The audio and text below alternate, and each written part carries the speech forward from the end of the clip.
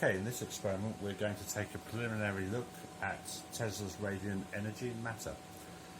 To do this we're going to use the spark gap generator that's covered in other posts on the site, and we're going to use with that the diatomy replica, and I'll go into why we're going to use that in just a moment.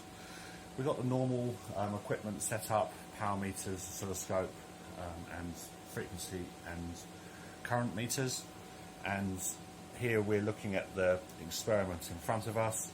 We've got a 100 watt load which has got four 25 watt bulbs in it to the left there.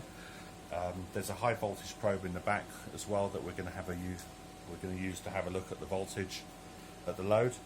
And I'll just move the camera around so we can see there.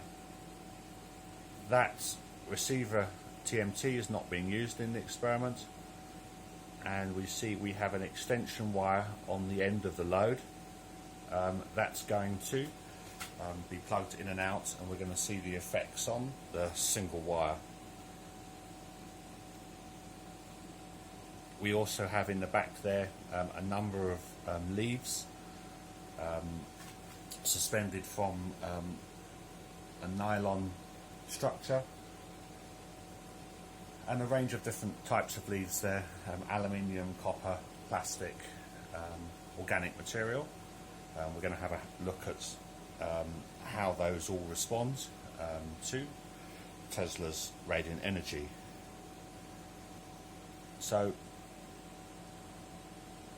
just bringing you back round to the generator. Now, just explaining the generator system, the diatomy replica here has this is the primary, and essentially we're taking high voltage from two transformers in series. So we've got two of these micro oven transformers in series. That's giving a peak voltage of up to about 6 kilovolts open circuit, and we're using those to drive this 4 series spark gap. We've looked at this at another post. This is then connected to a pair of tank capacitors,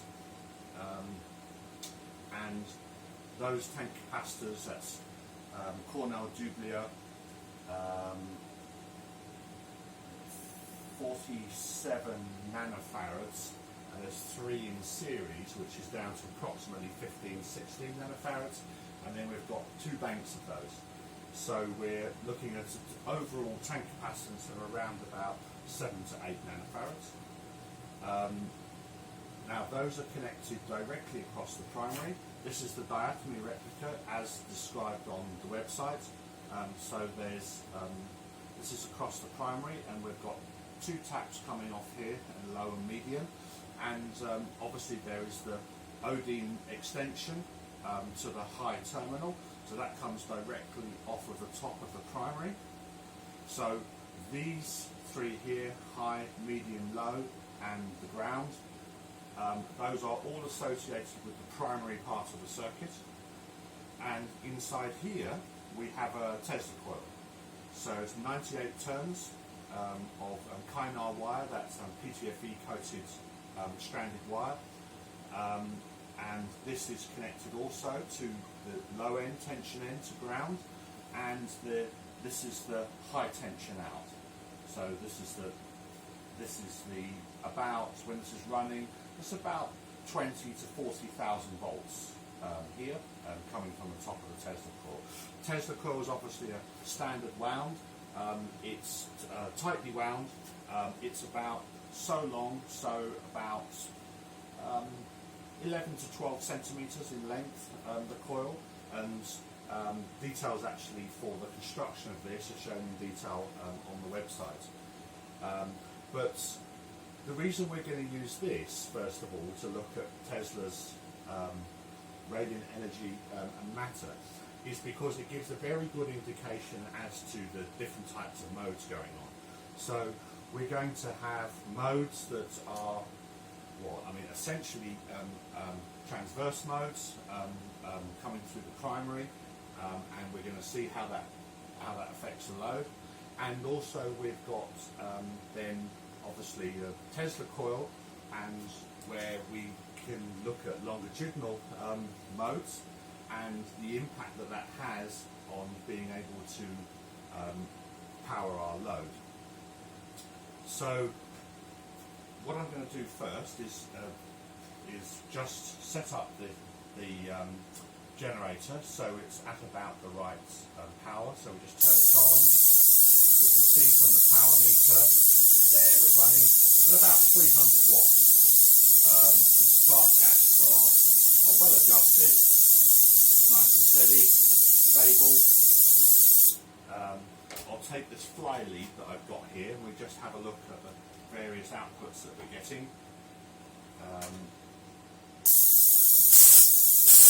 So that's the output of the high end of the Tesla coil, and then from the primary side, the low end, low, medium, and high.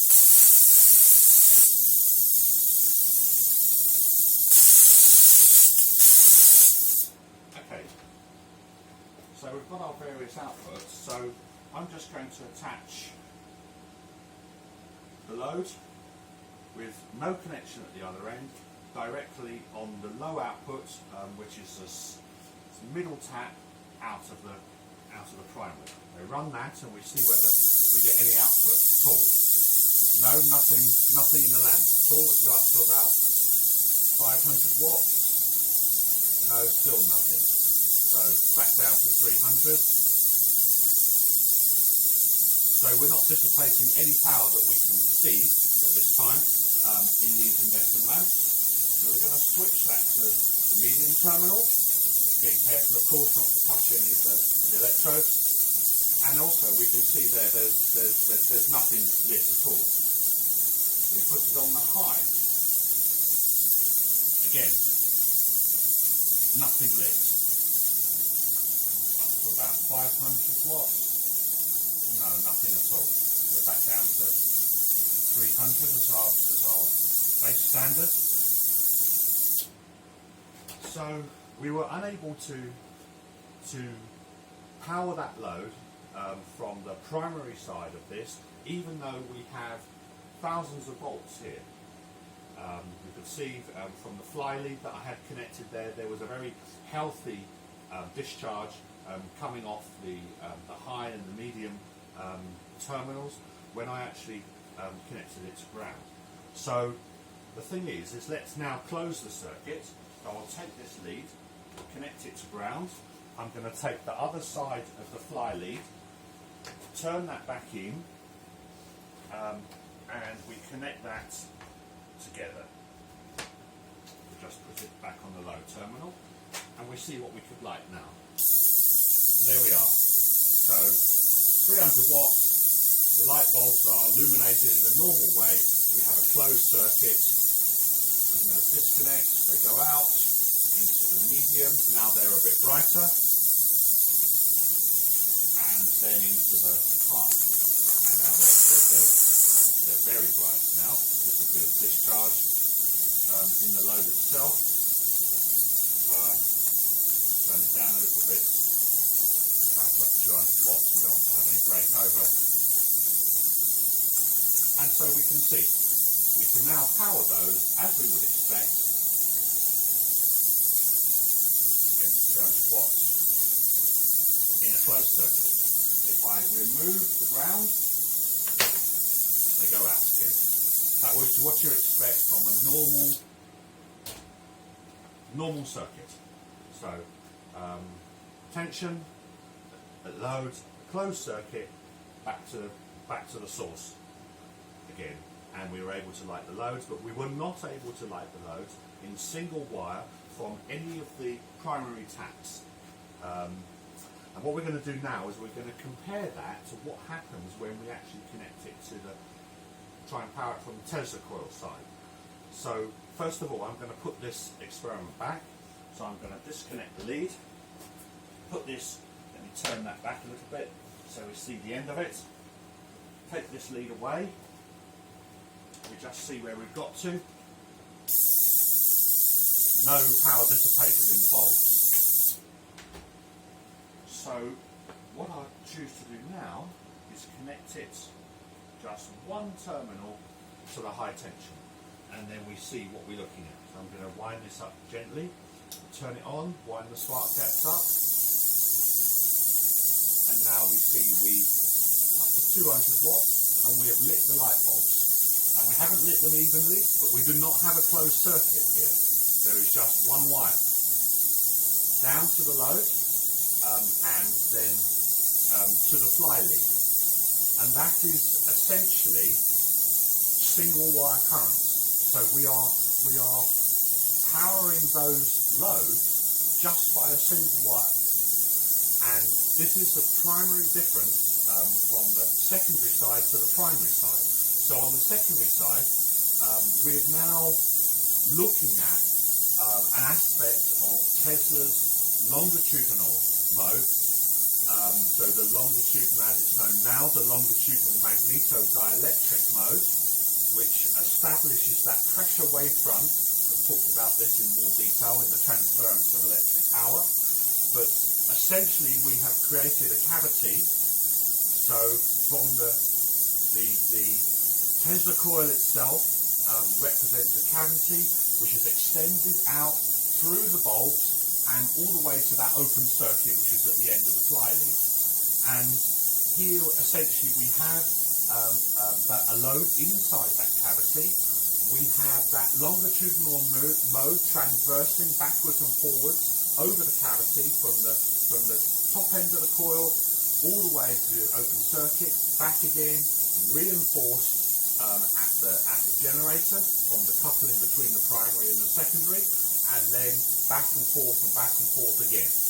And the nature of that longitudinal mode is that you have got aspects of the magnetic and the dielectric fields of induction present. So therefore you actually have that longitudinal wavefront. It is possible for it to dissipate power within a load. So properly connected, properly set up, that makes it possible for the load to actually be powered, in this case by a single wire without any obvious return circuit. Now, if I position the load differently, so if I just stop this for a moment, I take off the fly lead now altogether, so the incandescent load is now at the end of the single wire, and if I like that, now we see a much different result. The final two lamps in the load are not lit, and the two before that are only lit very slightly. So a different condition, and this is very characteristic of single wire case, that if you put the load at the end of the single wire, you're not going to really dissipate a great deal of power at all.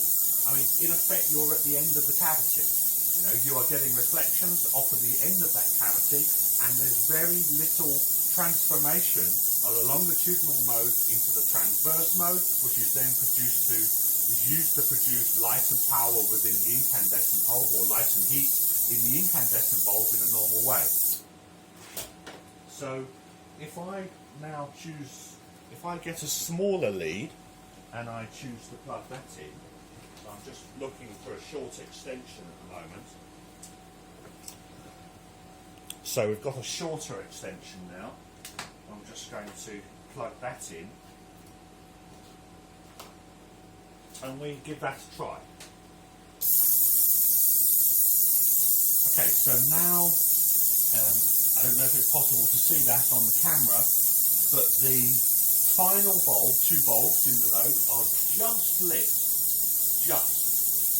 There's just a very, very faint glow there. To demonstrate that, I will just turn off the lights in the lab. Just check that appears. Yes, it does. And Now if I turn on the experiment, we can see, yes, you can see just a very faint glow from the bulbs because they are now not at the end of the cavity. I'm going to stop that once more and I'm just going to join that. Just find a suitable joiner. I have one here somewhere. That's right. Okay, now I'm going to join these wires together.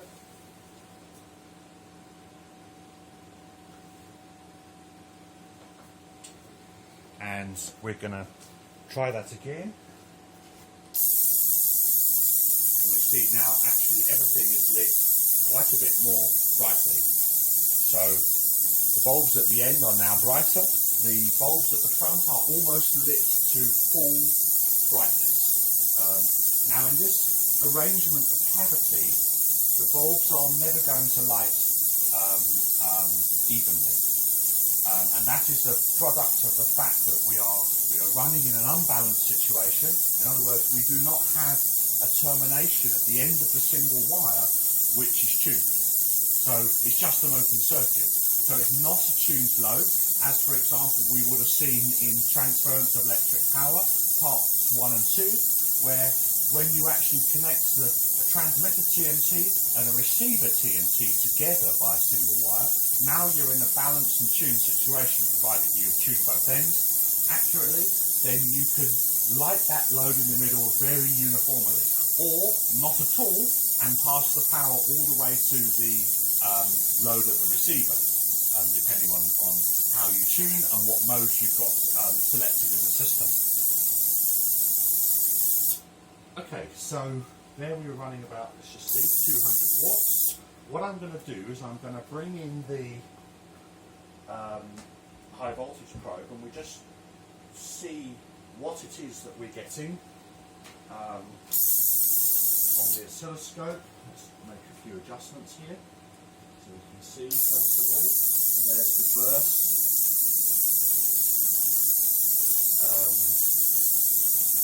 Okay, so there's what we would expect. There's a large burst coming off this. Scale all that down. About 2 kilovolts per division. Trigger that if we can. What I'll probably do is just pause the camera and move the camera in for a moment. So I'm just going to pause and then move over to there. Okay, so I've just replaced the camera back in front of the oscilloscope. This is 2 kilovolts per division, so that's 2, 4, 6, 8 kilovolts, and we're at 1 microsecond per division on the horizontal scale. And obviously we've got, because we are set to, it's set to trigger when it gets an input, we are seeing what we had there last. So if I now run the experiment again, we haven't changed anything in the setup of the experiment.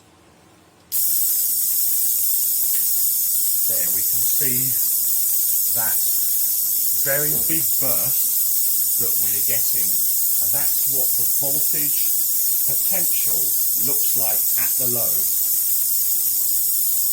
Increase slightly.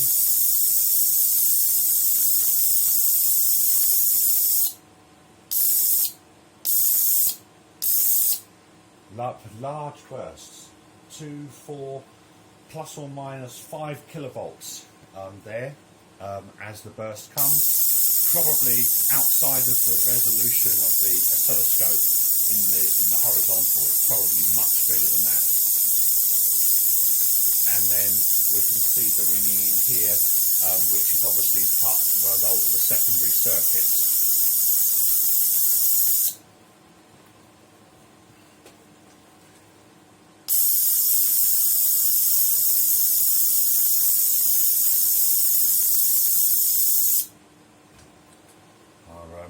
Power meter didn't like some of the feedback it was getting from the electric magnetic fields. this spark gap, the disadvantage of the spark gap is it throws out a great deal of radiation, very broadband, up to high frequencies, emanates in all directions. It can, from time to time, cause the equipment to go through a reset. That's generally actually why I use this older era of equipment. So, for example, like Hewlett-Packard here is from the 90s. Some of this Tektronix equipment, I'll just pan it over so you can see.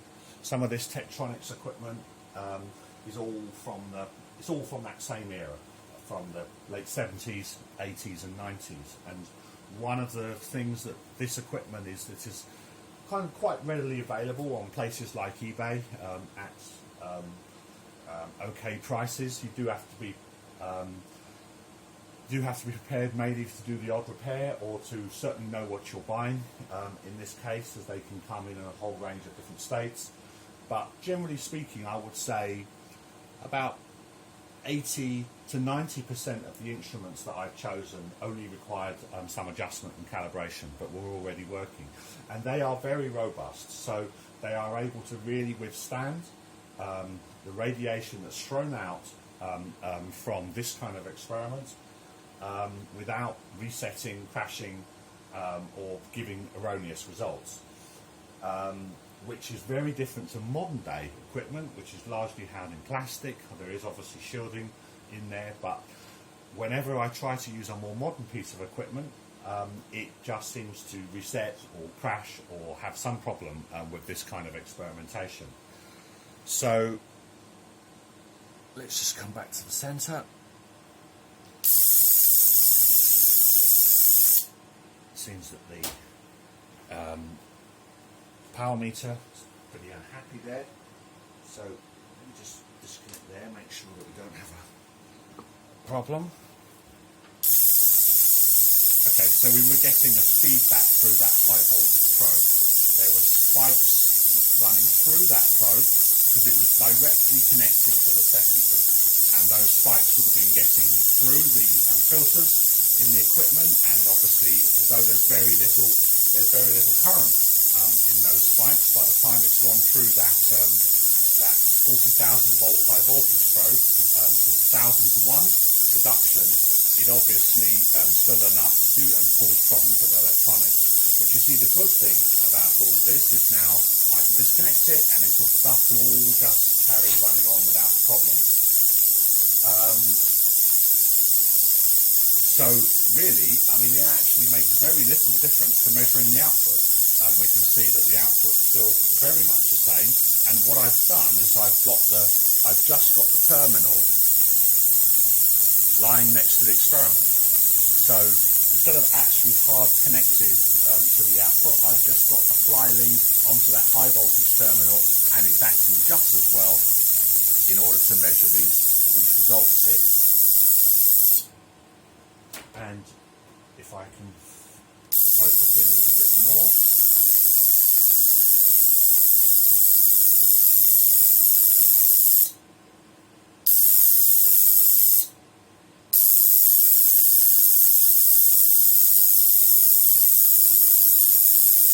trying to get a measure of frequencies going on in there, but that's pretty hard to do, to be honest, with this setup. It's very crude.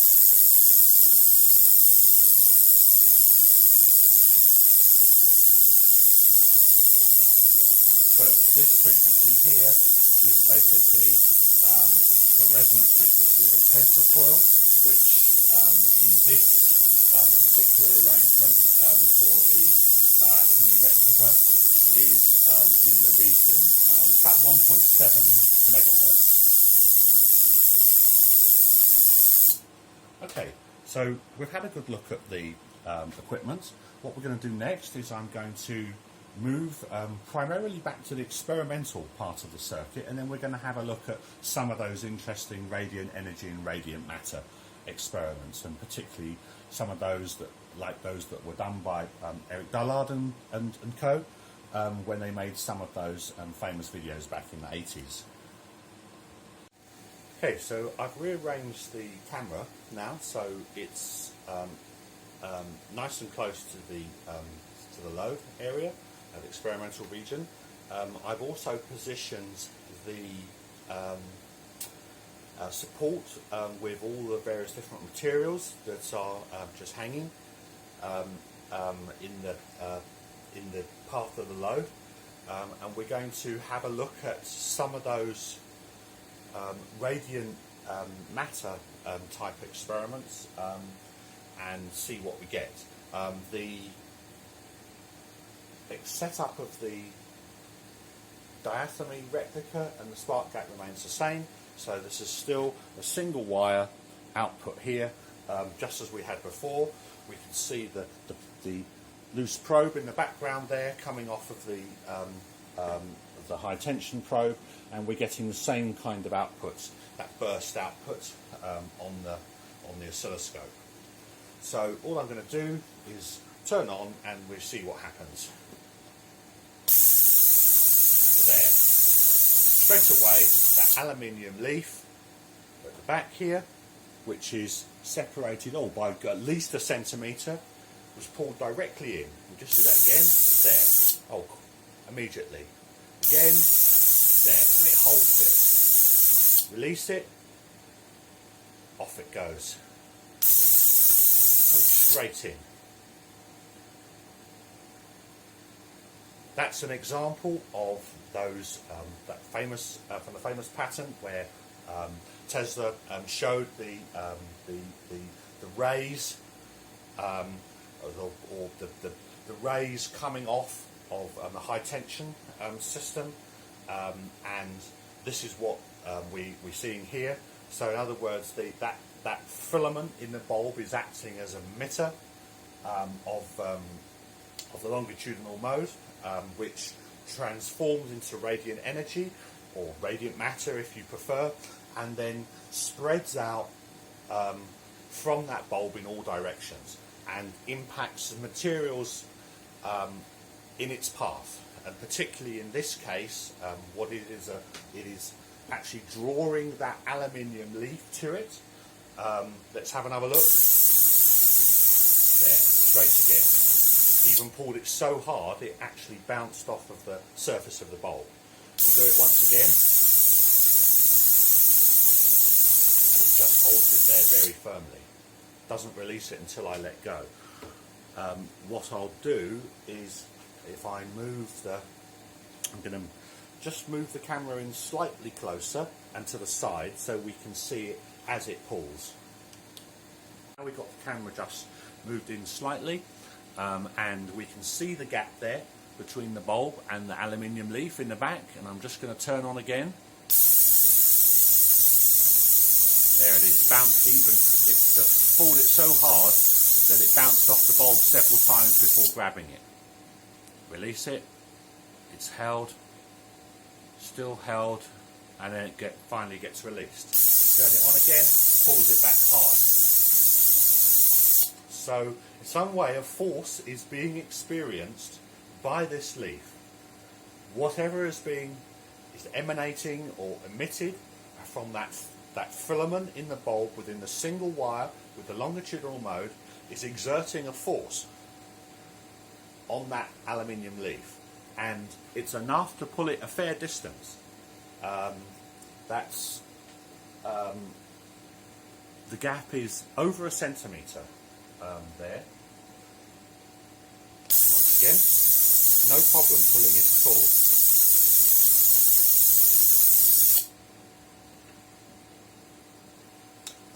Let's move it one down. Now this is a copper. We see what effect this has.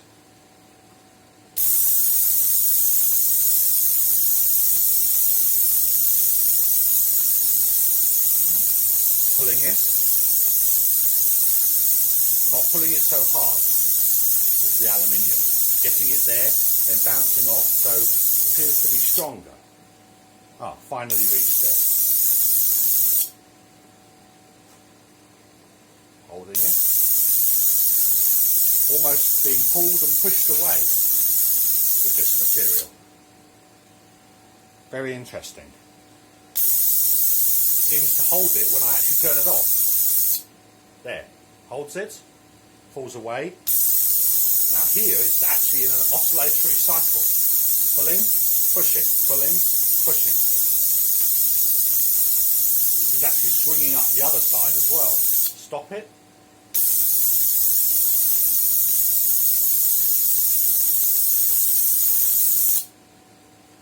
If I move it a little bit close, so actually let's just go back to the aluminium, keep about the same distance. We'll give that a try. The aluminium just sticks. Let's try the plastic.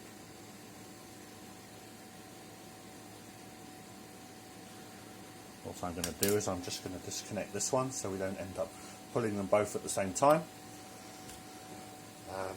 So now we have a plastic one in front of the rear bulb. It's just a transparent piece of acetate. You can probably see it. Put that back, let it go, fall still.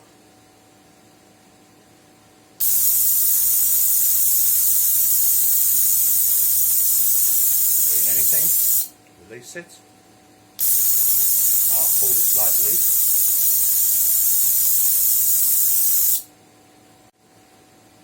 Okay, we try again.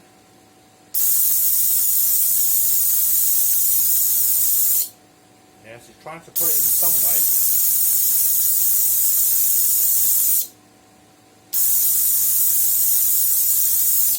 But nowhere near as much as with the metal.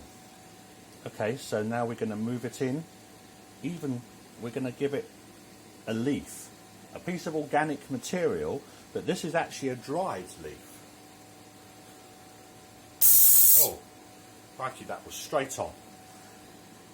Move that a bit further away, keep it over a centimetre, 11, 12, oh, straight in.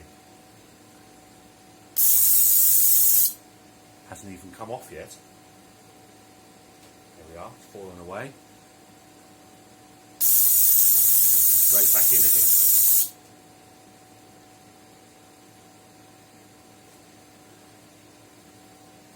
Really holds that for a long time. One can't easily claim that this affects, people have said that this as a result of eddy currents, but it doesn't seem clear to me that this is about eddy currents, and we'll do that is an eddy current forming in the tin foil or the metal, because we're really not going to be forming very strong eddy currents in that leaf. It is a different property, a different mode entirely, as one that is unique, I believe, to radiant energy and radiant matter experiments like this. So let's try also with the cardboard.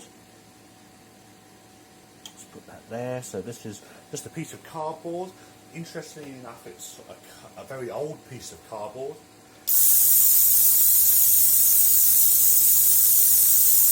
Okay, no real effect. Let's maybe move it a little closer. Now it falls quite easily. So I would say, if it stops swinging, there's about a centimetre. What happened then is, whilst I was actually filming, my phone actually decided to reset. It either didn't like the electric field or the emanations coming off there, and it caused it pretty promptly to stop filming and reset. This is what I mean about these things affecting this era of electronics. Obviously there's some fairly powerful fields here, but also who knows what the effect of the radiant energy is here as well. So we're going to try and do that again. Still a bit too far away for the cardboard. We'll turn the power up just slightly. 300 watts. There we are. Just about making it. If I move that in just a little bit further, so just under a centimetre, that pulls it in straight away. The organic matter of the leaf, very easy. The acetate sheet, really, not that much. If I get it in closer, at half a centimetre, still not that much either.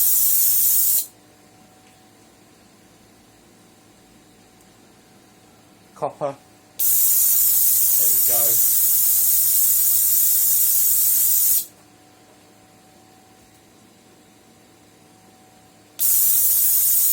Bouncing off there again. Holds it when I turn it off. Otherwise, bouncing off there. Exerting a force, but not enough of a force to really hold it. But that's different with the aluminium. We put that aluminium back in, bang, straight in. This actually can be quite far away for the aluminium. Too far. It's almost 2 centimetres now. Trying to pull it. That's 400 watts.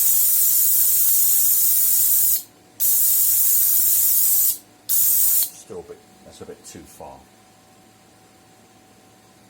Bring it in a little bit. Oh, 15. 1.5 centimetres straight in. It's a lot of movement, and it's holding it. It's almost like something's charged there. In, hold it. Now it's holding it.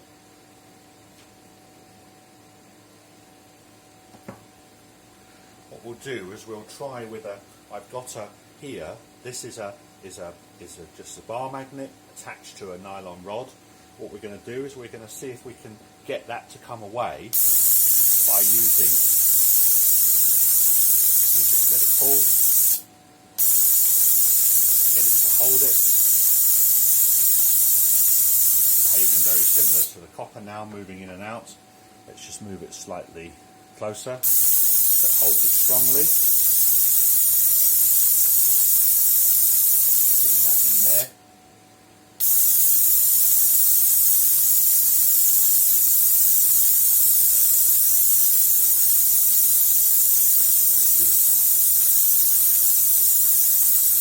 Doesn't have a great deal of difference. I would have expected, had we had strong eddy currents in there, I would have expected to be able to pull that away. But no, it doesn't seem to make any difference. Let's balance this up a little bit. Some strength back in there. It's better.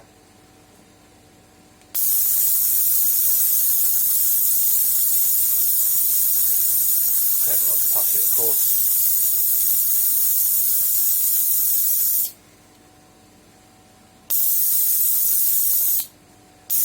Notice when we put the other part of the load on that it actually made it brighter. The more load, and this is another characteristic that we see of the longitudinal mode, is that actually the more load that you put on actually can lead to better dissipation of power. So let's take that off again. Let's have a look. Not dissipating that much power.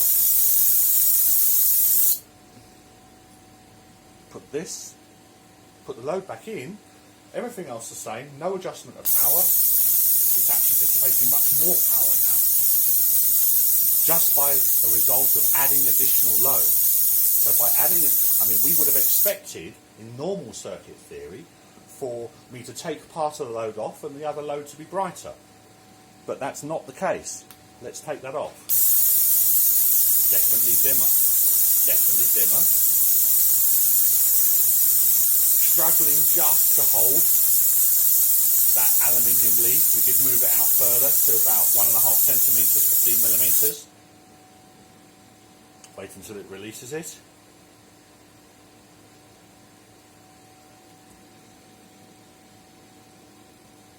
Now, put that load back in. Right, and it pulls it really strong. And this is a very interesting quality of longitudinal mode and radiant energy and radiant matter experiments. Something that you can't see is I've got a CCTV system here, and every time I turn these on, it rather the interference coming off of the system rather knocks it out. Doesn't like that at all. Very, very interesting. Not the kind of characteristics we would expect from normal circuit theory. Just to give you a better perspective of what's on there again, there are photos on the page, but so you can see more accurately what it is that we were busy working with here. So there's the aluminium foil, copper foil, the acetate. You can hardly see that, it's so transparent. That's a piece of overhead projector acetate film. This is a dried leaf. I simply just took a leaf from a tree outside, and it's been on this experimental jig for quite a long time, actually over more than a year. And this is a piece of cardboard which was part of a box of the Western 425, one of the Western 425 ammeters that we've got here. So actually quite an old piece of cardboard. I'll just put that back in, maybe even try it from a different perspective. So we put it there. Again, it's about 1 centimetre away. We'll see it from this side. Straight in. Release. Straight in. Release.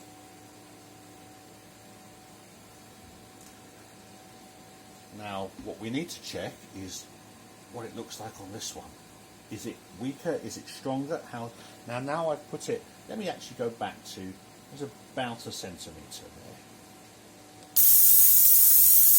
Oh, manages to pull it, even though the bulb is quite a lot dimmer. Pulls it again. That's about 1 centimetre now. Pulls it again. It's not necessarily the case that the indication of brightness is an indication of the strength of the radiant energy or radiant matter coming off of that filament. And that in a way would make sense, because we're in a way talking about two different modes here. We're talking about the longitudinal magnetodielectric mode and the transverse electromagnetic mode, and the interaction of those two things. Ultimately, if I feel here, that bulb is very slightly warm, but not warm enough, for example, for the amount of light that it's been emitting. So let's run it, leave it for a little bit, turn it off. It's cool, not completely cold, but it's really not very warm at all. And that's not in comparison to the amount of energy that it's actually giving out. So there is some interaction going on here between the longitudinal mode and the transverse mode, and the nature of that light and heat that's generated there is a balance between those two modes and what's going on in the system. Obviously, tuned very carefully and accurately, we could call that cold electricity. So this is something that Peter Lindemann coined back in the 70s when he did that work, Secrets of Cold Electricity, and it was very much a property of the fact that you could generate light and without the accompanying heat. And here we are generating light, but we would expect that bulb to be hot. Run it again.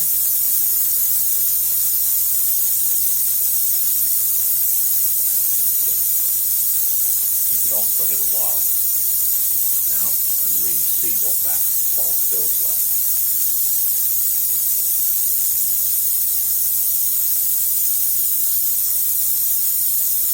Just let it run for a bit. Now let me fill the bulb.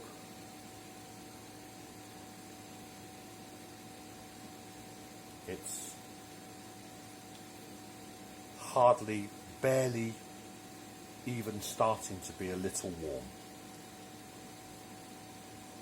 Compared to this one's very slightly cooler, so there is a little bit of that transverse heat being generated in here, so there is some conversion going on between and transfer between the two modes, but not as much definitely not as much as you would expect for the brightness of the bulb. For a bulb that's on, powered like that, I would expect that surface to be quite hot, and in fact these pygmy bulbs do get quite hot when you just run them normally. So if you put them in a normal, this is a normal 240 volts, 25 watt bulb. Now what's good about the pygmies is, I don't know if you can see that, they have a filament inside them that zigzags up and down. And it's very delicate, and it makes it very good for this kind of experiments. Not only is the impedance about right to match the whole generator system, but it's also, because it's a very fine filament, you can see all the inflections and movements, and I'm going to come on to that as another part of Tesla's radiant matter in a minute. Plus also you can get through quite a lot of these, and they're not very expensive, so that also helps.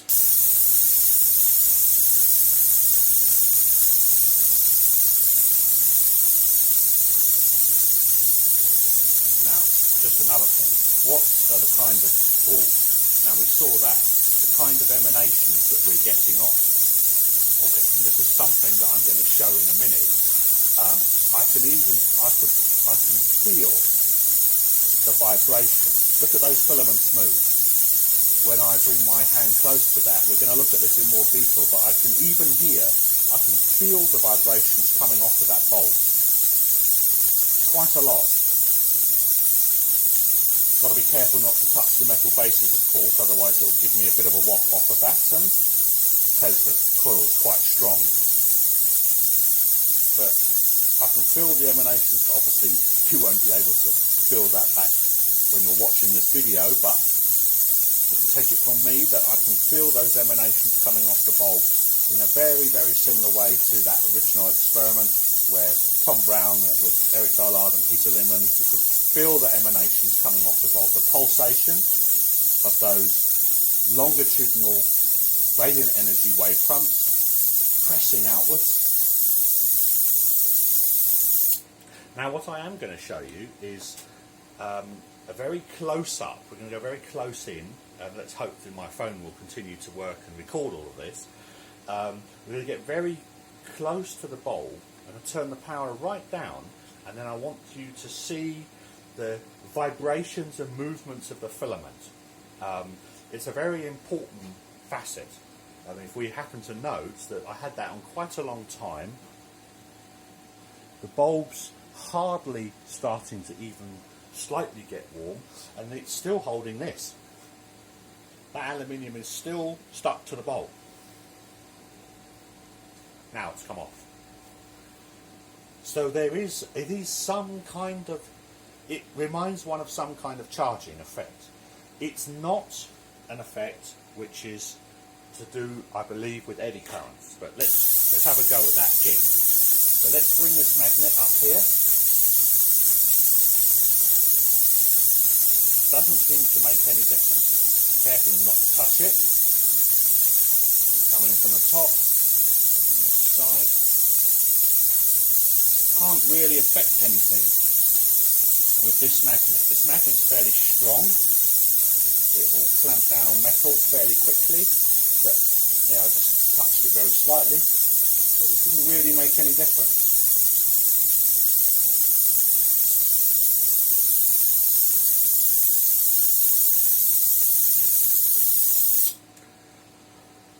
Not an obvious magnetic effect, although the magnetic field is involved. The LMD has that magneto part of the magnetic field of induction, which is associated with that wavefront, and it is the interaction between those. The magnetic field and the electric field of induction, obviously in the LMD it's the dielectric mode, not the electric but the dielectric mode, and the interaction between those in this longitudinal mode, this pressure wavefront, is, I believe, what Tesla was talking about in terms of radiant energy, radiant matter. Those beams that he drew in his patent are what we are observing now. So rays that extend outwards from the source, and the reason that these are acting as a source, you could actually see it from anywhere in the wire. But the impedance is very low in the wire, so therefore you don't easily see the effect, whereas the impedance in the filament is higher. So that's why the filament acts as an active interest, experimental area of interest, because in effect it has a higher impedance, therefore it is more likely to dissipate or consume energy from the system in the form of electric power,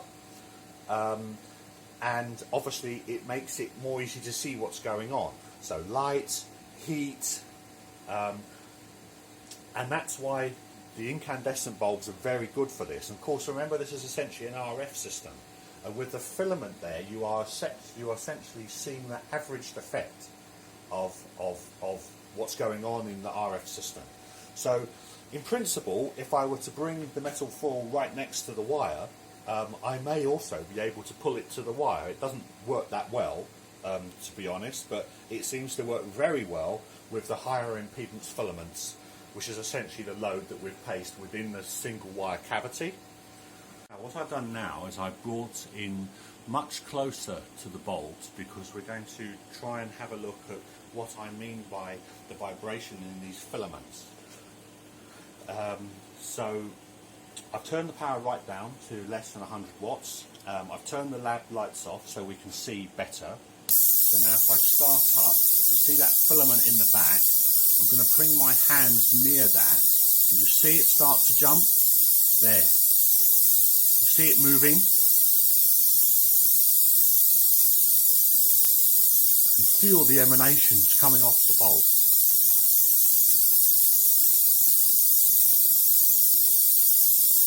You can probably also see streamers reaching out. You see the vibration of the filament.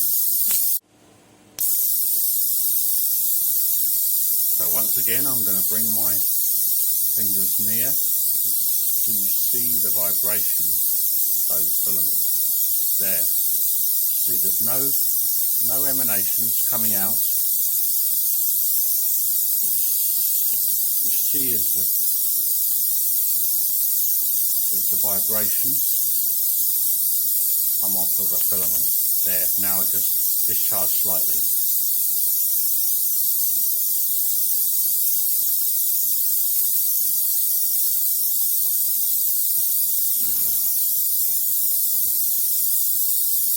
Doesn't make any difference with the magnet when I bring it in. No difference at all.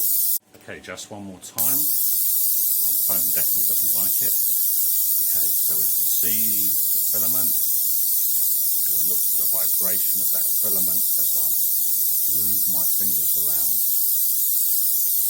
Okay, so I've readjusted the camera after we looked at those filament effects, and now we're going to have a look at charging from those emanations. So from those rays that are coming off of the bulb load that we talked a little bit about earlier, they also have a property where they allow, or those wavefronts cause, say for example, charging of a capacitor at a distance.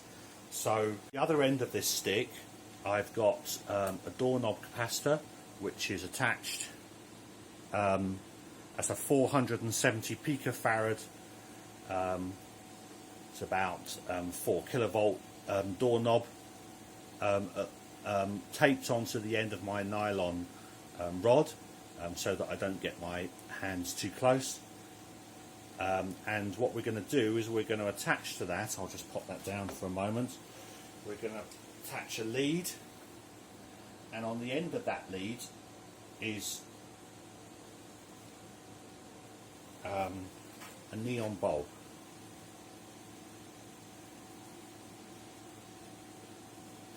there's the neon. It's a normal neon indicator attached by a fly lead to there. What we're going to do is we're going to charge it up, and then we're going to see what kind of discharge, if any, that we get. So first of all, you can see that the neon light is even lit as a result of the field coming off. So let me bring that in nice and close. Just going to hold it there.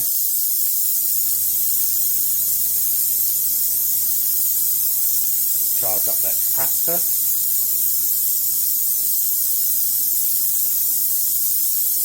Now I'm going to turn off. Bring this where we can see it and touch the other side.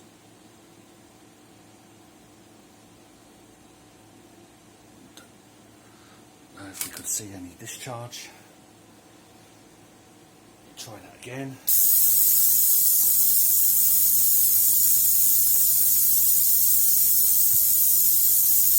can see that the neon lamp is lit. Maybe that it's acting as a load. We might have to remove that in order to do the charging. Let's just turn off.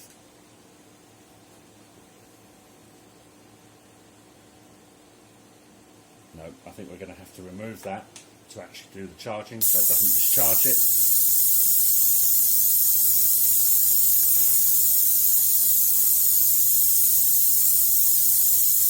Charge up the capacitor and those emanations. Okay, reattach that lead back carefully. No, I didn't see a discharge there either. Let's try a different position.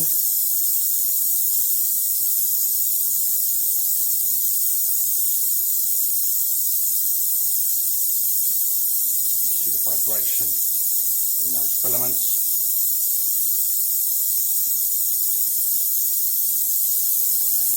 Turn off. I'll try. Yes, the big discharge. We'll try it again. After those filaments really moving around, the emanations come off, they interact with that capacitor. Okay, turn off once again. There we are. Snap discharge as it gets radiantly charged. Do that again.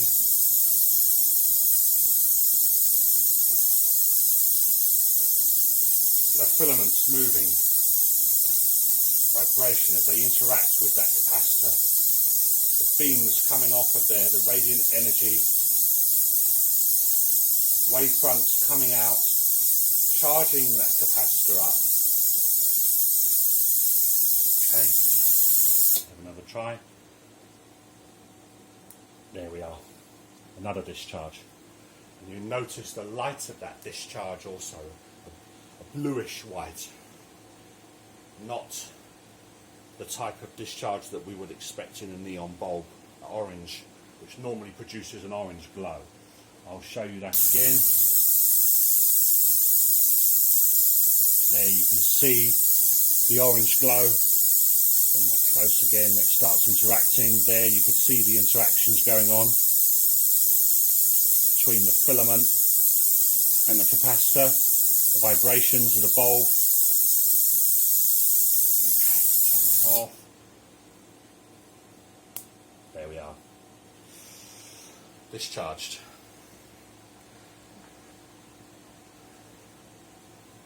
Well, as I said, I always find this particular experiment very interesting. We can see that the aluminium is still held. There, it just released it now. I'm just going to turn the light back on.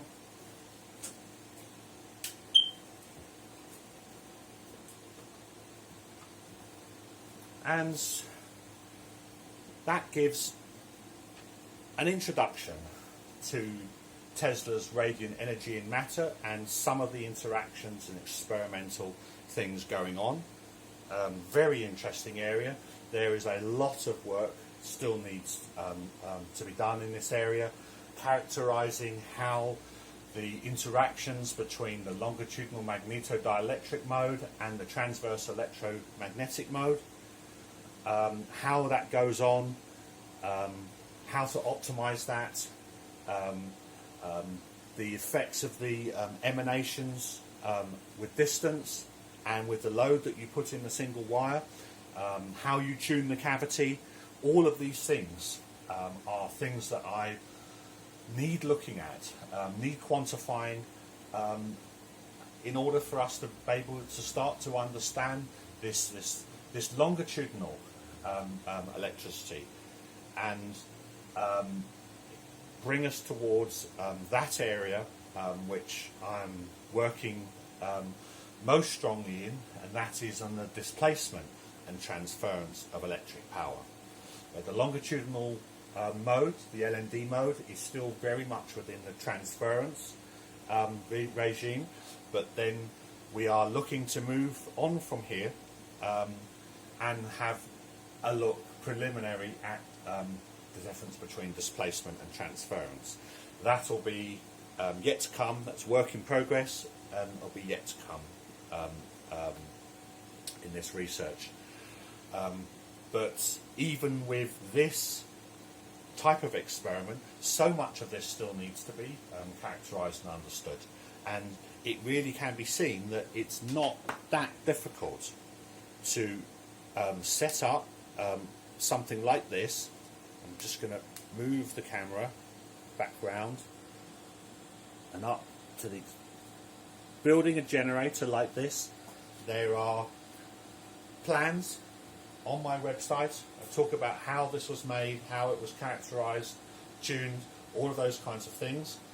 Having a generator like that and a simple arrangement like this, combining it with some test equipment, which especially from the era of the 80s and 90s, which functioned very well in this kind of environment, can all be picked up on eBay, and really one has a whole entire experimental setup. And you know, there's so many questions that need to be answered in this particular area. So anyway, I'm going to finish this experiment now, and that was an introduction to Tesla's radiant energy and matter.